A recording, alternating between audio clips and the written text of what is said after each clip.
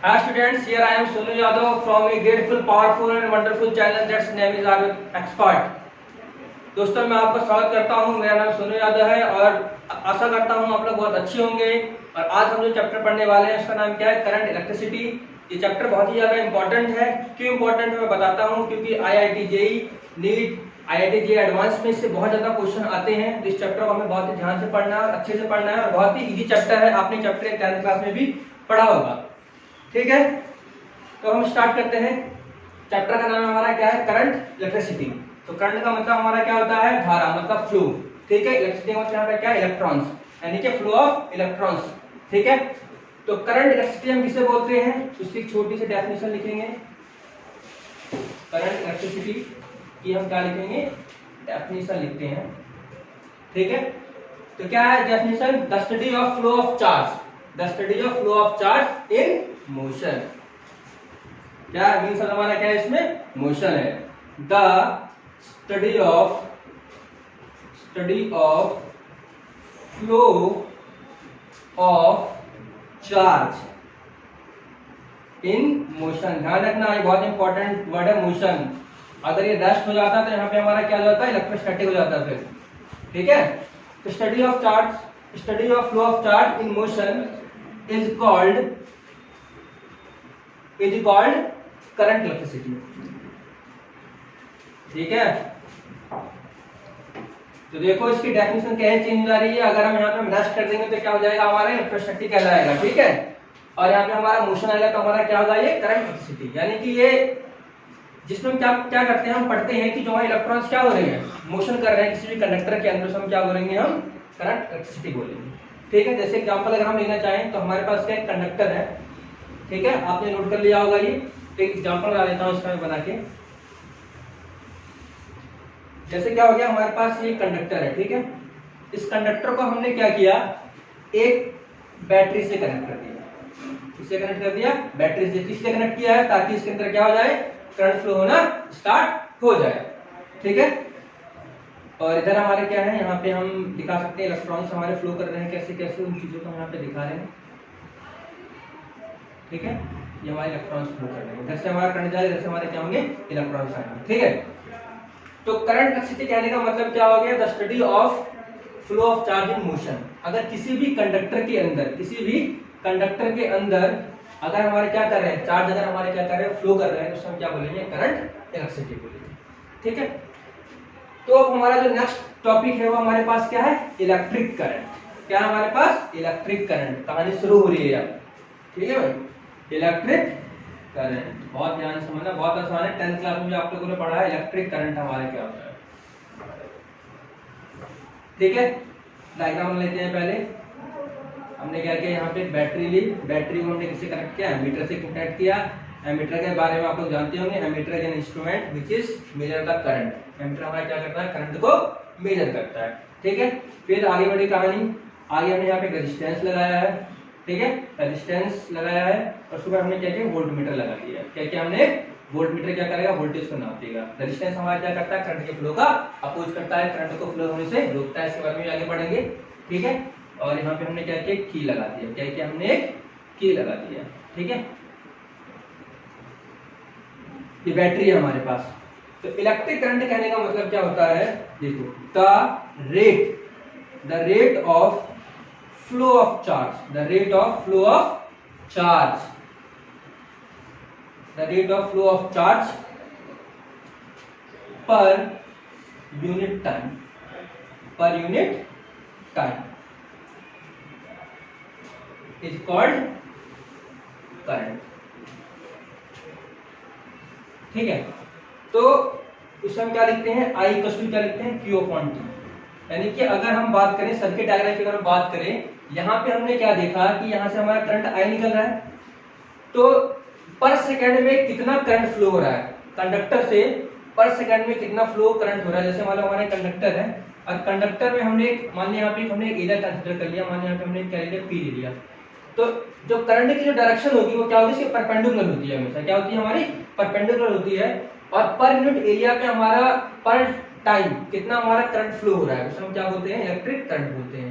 और simple language में बोलेंगे तो क्या बोलेंगे, the rate of flow of charge per unit time. पर सेकंड में, एक सेकंड में हमारे कितने नंबर इलेक्ट्रॉन्स हमारे क्या हो रहे हैं, निकल रहे हैं, गोली गिर रहा है, दाएं दाएं यहाँ से निकल रहे हैं, पहुंच रहे हैं सर्किट्स के अंदर, है ना। पर इन टाइम में कितने इलेक्ट्रॉन्स निकल रहे हैं, हम क्या बोलेंगे, इलेक्ट्रिक करंट बोलेंगे। और यहाँ पे हमारे पास Q क्या है, चार्ज है। Q हमारे पास क्या है, चार्ज है। T हमारे पास क्या है, टाइम। T को हम किसमें मेजर करते हैं, सेकंड में करेंगे, इसमें मेजर करते हैं कूलम्ब को। चार्ज में किसमें मेजर करते हैं हम, कूलम्ब को। टाइम को मेजर करते हैं हम सेकंड में। तो यहाँ से हमारे पास क्या आता है, यहाँ से हमारे पास आता है ऐसा यूनिट ऑफ करंट। क्या आता है हमारे पास, ऐसा यूनिट ऑफ करंट, यानी करंट को हम नापेंगे किसमें, है ना। तो SI unit of current, current के हमारे पास क्या है, एम्पियर। क्या है हमारे पास, एम्पियर। तो I इक्वल हमारे पास क्या होता है, Q/T। ठीक है, कभी कभी हमसे पूछा जाता है कि 1 एम्पियर क्या है। तो 1 एम्पियर के लिए हम कह सकते हैं कि हमारे पास एक कंडक्टर है, इस कंडक्टर में अगर हमारे पास 1 कूलम्ब ऑफ चार्ज 1 सेकंड में फ्लो हो रहा है तो हमें कितना करंट मिलेगा, 1 एम्पियर करंट मिलेगा। कितना मिलेगा हमें, 1 एम्पियर करंट मिलेगा। तो इसे हम लिख सकते हैं 1 ampere is equal to 1 coulomb of charge flowing 1 second. ठीक है, अब जो हमारे पास जो ये एम्पियर है, अब देखो जैसे क्या होता है, हम लोग नापते हैं, चीजों को नापते हैं, तो करंट को हम जैसे डिस्टेंस है हमारे पास, उससे मीटर में नाप सकते हैं, किलोमीटर में भी नाप सकते हैं। उसी तरह हम क्या करते हैं, करंट को भी हमारे पास दो तरह से नापते हैं, एक हम नापते हैं मिली एम्पियर में, एक हम नापते हैं माइक्रो एम्पियर में। ठीक है, तो इसकी अदर यूनिट हमारे पास क्या हो गई, मिली एम्पियर और माइक्रो एम्पियर। ठीक है, तो यहाँ पे हम लिख सकते हैं, क्या लिख सकते हैं हम यहाँ पे, हमारे पास क्या होता है, हमारे पास होता है 1 मिली एम्पियर। क्या होता है हमारे पास, 1 milli ampere is equal to 10 to the power -3 ampere. ठीक है, और 1 माइक्रो एम्पियर हमारे पास क्या होता है, 10 टू द पावर -6 एम्पियर। ठीक है, माइक्रो क्या होता है, आपको ज्यादा छोटा होता है, मिली थोड़ा उससे बड़ा होता है।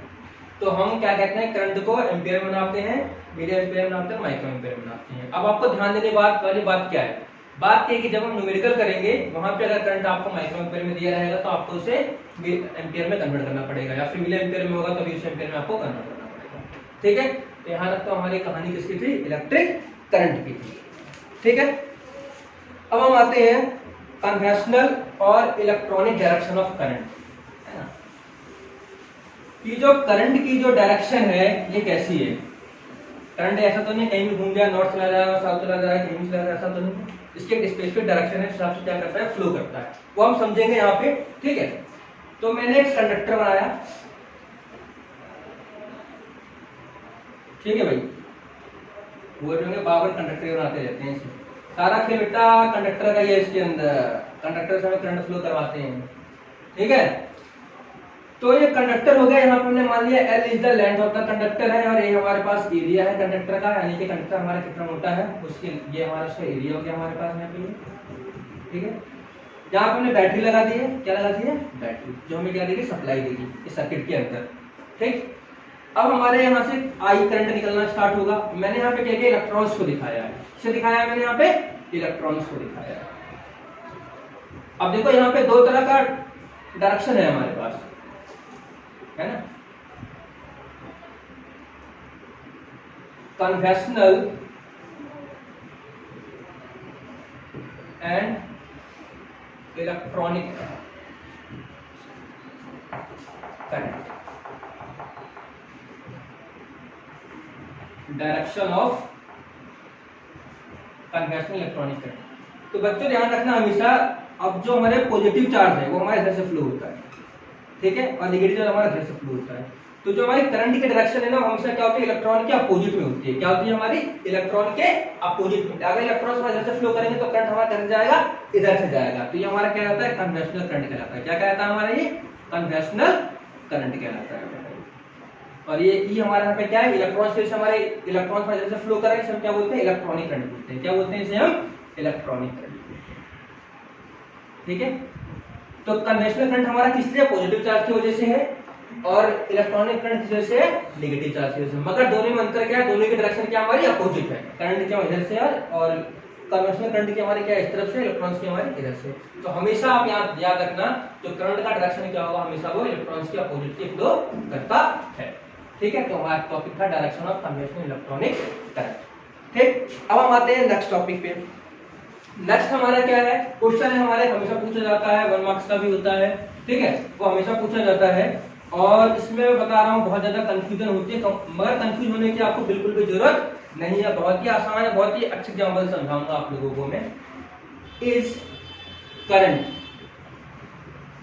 वेक्टर और स्केलर, वेक्टर और स्केलर हमें बताना है कि करंट हमारा क्या वेक्टर क्वांटिटी है या स्केलर क्वांटिटी है।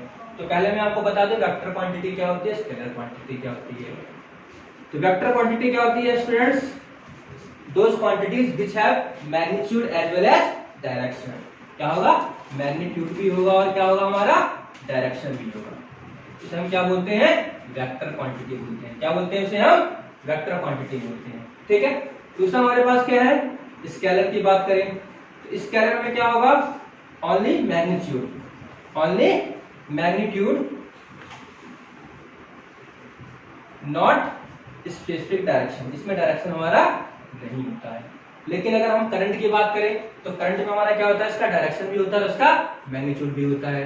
तो अब आप ये बताओ करंट हमारा स्केलर है वेक्टर है, तो अगर हम इसके हिसाब से देखें तो हमारा क्या होना चाहिए, करंट हमारा होना चाहिए वेक्टर क्वांटिटी, मगर करंट हमारा क्या होता है, स्केलर क्वांटिटी होता है। इसीलिए तो क्वेश्चन पूछा जाता है कि आपका कंफ्यूज हो जाए और बता नहीं पाए, ठीक है। तो अब हम बताएंगे कि कैसे स्केलर क्वांटिटी, इसे आप समझना है आप लोगों को बहुत ही आसान तरीके से। देखो मैं यहाँ पे एक डायग्राम बनाता हूँ, ठीक। तो डायग्राम में हमने क्या किया, ये एक रेजिस्टेंस है, ठीक है, और यहाँ से 3 एम्पीयर का करंट आ रहा है। एक हमने यहाँ पे एक और रेजिस्टेंस बना लिया, यहाँ 4 एम्पीयर का करंट आ रहा है, ठीक है। इसका हमने नाम ले लिया O, इसका नाम ले लिया A, इसका नाम ले लिया B। और यहाँ पे हमें जो रिजल्टेंट मिल रहा है, जो करंट में मिल रहा है, वो कितना मिल रहा है, हमें 7 एम्पीयर मिल रहा है, ठीक है। तो यहाँ पे हम क्या देख रहे हैं कि 3 एम्पीयर करंट हमारा इधर से आया, 4 एम्पीयर हमारा इधर से, इधर हमारा कितना हो गया, उसी से हमारा कितना निकल रहा है, 7 एम्पीयर निकल रहा है। तो ये इसलिए ऐसा हो रहा है क्योंकि जो हमारा करंट है वो लॉ ऑफ वेक्टर एडिशन को फॉलो नहीं करता। इसे फॉलो नहीं करता, law of vector addition, law of vector addition को फॉलो नहीं करता, ठीक है। इस वजह से हमारा क्या है, स्केलर क्वांटिटी है। क्या हमारे स्केलर क्वांटिटी है। अगर ये लॉ वेक्टर को फॉलो करता तो यहाँ पे हमारा क्या आता, 5 एम्पीयर आता। कितना आता, 5 एम्पीयर आता। इसके लिए मैं एक एग्जांपल लेता हूँ। देखो जैसे कि मेरे पास मान लीजिए ब्लॉक है, इस पे इधर 3 मीटर का फोर्स लग रहा है, इधर हमारा कितना लग रहा है, 5 मीटर का फोर्स लग रहा है, 4 मीटर का फोर्स लग रहा है। और रिजल्टेंट हमारे पास कितना होता है, 5 मीटर होता है। ये हमारा क्या कहलाता है, लॉ ऑफ वेक्टर एडिशन कहलाता है। पैरेललोग्राम ले लो, ट्रायंगल लॉ ले लो, ठीक है। तो अगर इसे हम पैरेललोग्राम लॉ ले लो, ट्रायंगल लॉ ले लो, यहाँ सब क्या करते हैं, ऐसे पैरेललोग्राम बना लेते हैं, ठीक है। यहाँ 3 है, 5 क्रॉस करेंगे तो हमारा 5 आ जाएगा। तो हमारा वेक्टर एडिशन हमारे पास क्या कहता है, अगर ये भी देखो आपस में 90 डिग्री पे है, ये भी आपस में क्या 90 डिग्री पे है, ठीक है। तो वेक्टर एडिशन हमारे पास क्या कहता है, अगर ये 3 है, 4 है, 5 होना चाहिए। उसी के अकॉर्डिंग देखें, अगर ये 3 है, ये 4 है, 5 होना चाहिए। अगर यहाँ पे कितना आ रहा है, 7 आ रहा है। कितना आ रहा है, ये 7 आ रहा है। तो करंट जो हमारा क्या है, लॉ ऑफ वेक्टर एडिशन को फॉलो नहीं करता। तो आंसर क्या हो जाएगा, law of vector addition is not follow, therefore current is a scalar। Clear है। करंट हमारा स्केलर क्वांटिटी इसलिए होता है क्योंकि ये लॉ ऑफ वेक्टर एडिशन को फॉलो नहीं करता, इसलिए हमारा क्या कहलाता है, स्केलर क्वांटिटी कहलाता है। इतना बस आपको ध्यान रखना है, ठीक। अब हम आते हैं नेक्स्ट टॉपिक पे। हमारा टॉपिक क्या है, Ohm's law. Very important topic, आपको बताना चाहूंगा, इतना इंपॉर्टेंट है कि ओम्स लॉ का प्रैक्टिकल भी हमें करना पड़ता है। आप 12th क्लास के स्टूडेंट्स हैं तो आपको ओम्स लॉ का प्रैक्टिकल भी करना पड़ेगा। तो आपको इससे बहुत अच्छे से समझना है, क्या करना है, बहुत अच्छे से समझना है, ठीक है। तो ओम्स लॉ आपको पता होगा, 10th क्लास में पढ़ा होगा। इसका नाम ओम्स लॉ क्यों पड़ा, क्योंकि ओम्स ने इसके बारे में बताया था। क्या बताया था वो बताता हूँ मैं। Ohm's law state that current is directly इसके प्रोपोर्शनल है, डायरेक्टली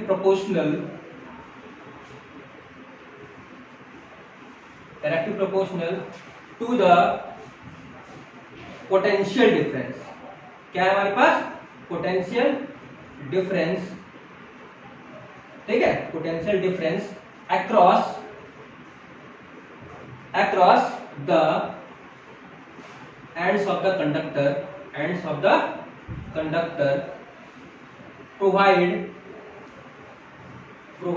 फिजिकल कंडीशंस। क्या भाई? फिजिकल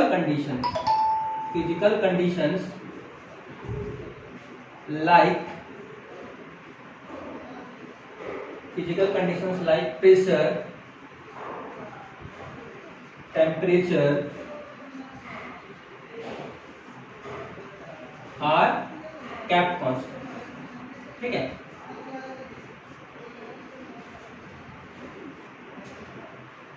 यहाँ पे हैविंग का आंसर आएगा physical conditions having pressure, temperature और केप्ट कांस्टेंट। तो ओम्स लॉ हमारा क्या कहता है कि current is directly proportional. Current हमारा क्या होगा? Directly proportional. किससे होगा? करंट क्या होगा हमारा? Directly proportional. किससे होगा? Potential difference. किससे होगा? पोटेंशियल डिफरेंस की, ठीक है। और हमें क्या चीज ध्यान रखनी है? हमें प्रेशर और टेम्परेचर जितनी हमारी फिजिकल कंडीशन है सारी हमारी क्या करनी है? कांस्टेंट रखनी है। वहां पे क्या रखनी है? हमें कोई चेंजेस नहीं होना उसके अंदर। तो ओम्स लॉ ये कहता है कि अगर हमारा करंट क्या हमारा डायरेक्टली प्रोपोर्शनल है किसके? वोल्टेज के, under the physical conditions like pressure, temperature are kept constant, this is known as Ohm's law, ठीक। इसे हम कैसे करते हैं? इसे हम लिखेंगे, इसका स्टेटमेंट अब लिख लिया होगा आप लोगों ने, मिटा देता हूं मैं, ठीक है। तो हमारे पास क्या आएगा? I directly proportional to V and V directly proportional to I। अब यहाँ पे अगर हमारा क्या बढ़ेगा? वोल्टेज बढ़ेगा तो हमारा क्या बढ़ेगा? करंट भी बढ़ेगा। एक चीज और बताता हूँ आपको, मैं ध्यान करके बताता हूँ कि जो हमारा जो है ये वोल्टेज है ना, वोल्टेज हमारा क्या है? इंडिपेंडेंट है इसके ऊपर, करंट के ऊपर, इसके ऊपर करंट के ऊपर डिपेंडेंट है। तो करंट हमारा क्या है? इंडिपेंडेंट है। करंट हमारा क्या है? इंडिपेंडेंट है। वोल्टेज हमारा किस पर डिपेंड करता है? करंट पर डिपेंड करता है, ठीक। तो अब इस डायरेक्टली प्रोपोर्शनल के साइन को हम क्या करेंगे? हटाएंगे तो हमारे पास क्या आएगा? कांस्टेंट आएगा। क्या आएगा हमारे पास? है कांस्टेंट आएगा, ठीक है। उस कांस्टेंट का नाम क्या है? बहुत इंपॉर्टेंट है भैया। जब इस डायरेक्टली प्रोपोर्शनल के साइन को हटाएंगे तो हमारे पास क्या आया? आर आया। Where R is a constant. Where सारा खेल इसी का है। Where R is a constant and is called resistance of the conductor. बहुत सुनते हो गए आप लोग, रेजिस्टेंस ऑफ द कंडक्टर, ठीक है भाई। तो जब हमने क्या किया, ओम्स लॉ हमारा क्या कहता है कि current is directly proportional to the voltage across the end of the conductor provided physical conditions like pressure, temperature and kept constant. Then हम लिखते हैं V directly proportional to I। अब डायरेक्टली प्रोपोर्शनल के साइन जो हमने eliminate किया तो हमारे पास कांस्टेंट आया। जब भी हम साइन को हटाते हैं हम कांस्टेंट यूज करते हैं, हमारे पास क्या है? R है। तो R हमारा क्या है? कांस्टेंट, जिसे हम क्या बोलते हैं? रेजिस्टेंस ऑफ द कंडक्टर बोलते हैं। यही वो चीज है, यही वो रेजिस्टेंस है जो क्या करता है? करंट का अपोज करता है। करंट जो कंडक्टर से फ्लो होने से क्या करता है? रोकता है। कहता है भैया हम तुम्हें आगे जाने नहीं देंगे। दिस इज का रेजिस्टेंस ऑफ द कंडक्टर, ठीक है। और हम यहाँ पे लिखते हैं resistance, the SI unit of resistance is ohm, ठीक है। थोड़ा सा पहले एक और बताता हूँ, यहाँ पे हम बात करते हैं ग्राफ की। अब हम इसमें ग्राफ ड्रॉ करेंगे किससे? इसके बीच में वोल्टेज और करंट की। देखो तो ये हमारा क्या है? एक्स एक्सिस है और ये हमारा क्या है? वाई एक्सिस है।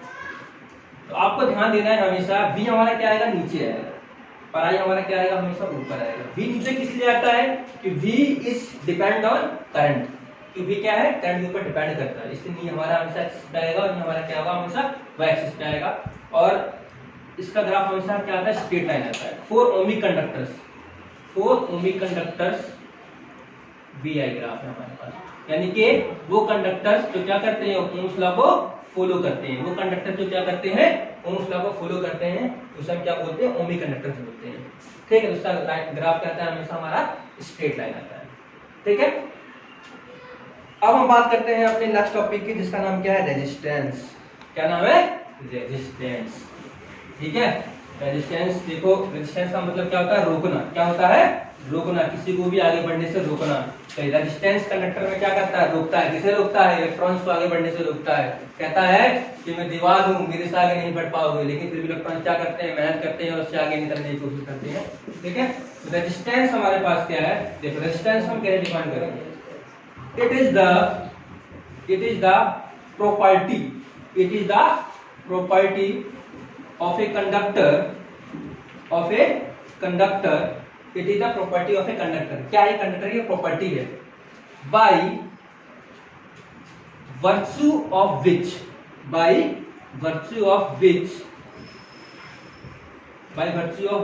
it opposes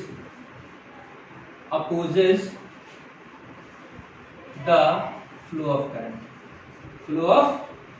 बहुत ही आसान डेफिनेशन लिखवाई बच्चों, बहुत ही आसान है, आओ हम। It is the property of a conductor. ये कंडक्टर क्या प्रॉपर्टी है, खासियत है, जिसके कारण वो क्या करता है, करंट का फ्लो होने से रोकता है, अपोज करता है। This is called resistance of the conductor. ठीक है, रेजिस्टेंस हमारी कैसी प्रॉपर्टी है किसी कंडक्टर की, तो क्या करता है, करंट के अंदर फ्लो होने से रोकता है। उसे कहता है मैं आपको आगे जाने नहीं दूंगा। तो हमने ओम लॉ में क्या पढ़ा था, I equals to V upon R, तो वहां से हमारे पास क्या आता है, R equals to V upon R। तो this is the formula for resistance of the conductor. और रेजिस्टेंस की असाइनमेंट हमारे पास क्या होती है, एक बार बताता हूँ। रेजिस्टेंस हमारे पास क्या है, resistance is the property of a conductor which opposes the flow of current. ठीक है, अगर हम डायग्राम की बात करें तो मैं डायग्राम बना देता हूँ यहाँ पे मैं। ठीक है, ये हमारा कंडक्टर हो गया, ये हमारे हमने बैटरी लगा दी है, तो इलेक्ट्रॉन्स हमारे से भगना स्टार्ट करेंगे, फ्लो करना स्टार्ट करेंगे। ठीक है, तो क्या करेगा, रेजिस्टेंस हमारा क्या करेगा, उसका अपोज करेगा। क्या करेगा, उसका अपोज करेगा। हर एक वायर का रेजिस्टेंस होता है हमारा। ठीक है, इस वायर का रेजिस्टेंस हमारा यहाँ लगा हुआ है, तो क्या करेगा, करंट को आगे बढ़ने से रोकेगा, पकड़ के रखिएगा कि हम तुम्हें आगे जाने नहीं देंगे। ठीक है, तो आर इक्वल टू हमारे पास क्या होता है, V upon I। R equal to हमारे पास क्या है, V upon I। This is the formula for resistance. ठीक है, अब यहाँ पे अगर आप देखो, अगर हम क्या करेंगे, करंट को बढ़ाएंगे, रेजिस्टेंस हमारा क्या हो जाएगा, कम हो जाएगा। ठीक है, और अगर रेजिस्टेंस बढ़ेगा तो हमारा क्या होगा, करंट हमारा कम हो जाएगा। क्यों कम हो जाएगा, क्योंकि जो हमारा रेजिस्टेंस है करंट की क्या है, इनवर्सली प्रोपोर्शनल है। ठीक है, अगर किसी कंडक्टर के अंदर करंट ज्यादा फ्लो हो रहा है, अगर किसी कंडक्टर के अंदर करंट ज्यादा फ्लो हो रहा है, जैसे मान लो कंडक्टर हो गया, ये कंडक्टर हो गया, इसके अंदर करंट ज्यादा फ्लो हो रहा है, इसका मतलब क्या हुआ, रेजिस्टेंस ऑफ द वायर क्या है, कम है। अगर रेजिस्टेंस हमारा ज्यादा है तो करंट हमारा क्या होगा, कम फ्लो होगा। ऐसा इसलिए होता है क्योंकि from this formula we have get कि resistance is inversely proportional of the current. ठीक, आगे बात करते हैं हम यहाँ पे। ऐसा यूनिट ऑफ रेजिस्टेंस हमारे पास क्या होता है, ऐसा यूनिट ऑफ रेजिस्टेंस हमारे पास क्या है, ओम है। SI unit of resistance is ohm. क्या होता है हमारे पास, ओम। और सिंबल से कैसे होता है हमारा, ऐसा होता है। ठीक है, तो एक बार रिवीजन करते हैं स्टूडेंट। हमें क्या क्या पढ़ा, हमने पढ़ा सबसे पहले कंडक्टिविटी क्या होता है, तो सिंपल लैंग्वेज में कहेंगे the study of flow of charge in motion. Motion ध्यान रखना आप लोगों को, मोशन। अगर हमारे इलेक्ट्रॉन्स मोशन करते हैं, this is called current, electricity. दूसरा टॉपिक हमारे पास क्या था, इलेक्ट्रिक करंट था। दूसरा हमारे पास क्या था, इलेक्ट्रिक करंट। इलेक्ट्रिक करंट हमारे पास क्या है, the flow of charge per unit time. एक सेकंड में कितने नंबर इलेक्ट्रॉन्स हमारे क्या है, कंडक्टर से फ्लो कर रहे हैं, this is the electric current. Current ऐसा यूनिट हमारे पास क्या, एम्पियर है। इसे हम मिलीएम्पियर में मेजर करते हैं और माइक्रोएम्पियर में मेजर करते हैं। थर्ड टॉपिक हमारे पास क्या था, ओम्स लॉ। ओम्स लॉ मैंने आप लोगों को बताया कि Ohm's law stated the current is directly proportional to the potential difference across the end of the conductor. Physical conditions like pressure, temperature are क्या, कांस्टेंट। अगर हम टेंपरेचर प्रेशर को कांस्टेंट रखते हैं, करंट हमारा डायरेक्टली प्रोपोर्शनल होगा। वहां से हम क्या करेंगे, डायरेक्ट प्रोपोर्शनल को साइन को एलिमिनेट करेंगे तो हमारे पास कांस्टेंट आता है, इसे हम क्या बोलते हैं, रेजिस्टेंस बोलते हैं। और रेजिस्टेंस हमारा क्या है, resistance is the property of conductor which opposes the flow of current. Resistance हमारा क्या करता है, करंट को फ्लो होने से रोकता है। ठीक है, और रेजिस्टेंस का फॉर्मूला हमारे पास क्या है, R = V/I आया। रेजिस्टेंस को मेजर करते हैं, ओम्स को मेजर करते हैं। ठीक है, तो स्टूडेंट्स चैप्टर का रिवीजन जरूर करना है। अगर आपको अच्छे मार्क्स गेन करने हैं तो आपको जितना पढ़ा जा रहा है उसका रिवाइज अपने घर पे करना है, और इस टॉपिक में न्यूमेरिकल भी सॉल्व करनी है। आप लोगों को पता है कि हमारे पास मल्टीपल चॉइस क्वेश्चन आएंगे इस बार, तो आप लोगों को जो टॉपिक पढ़ाया जाए उसके मल्टीपल चॉइस क्वेश्चन ट्राई करें। ठीक है, आशा करता हूँ आप लोगों को समझ में आया होगा। अगर किसी बच्चे को कोई भी दिक्कत हो कमेंट बॉक्स में आप लिख सकते हैं, और चैनल को लाइक करें, सब्सक्राइब करें। Thank you, have a nice day.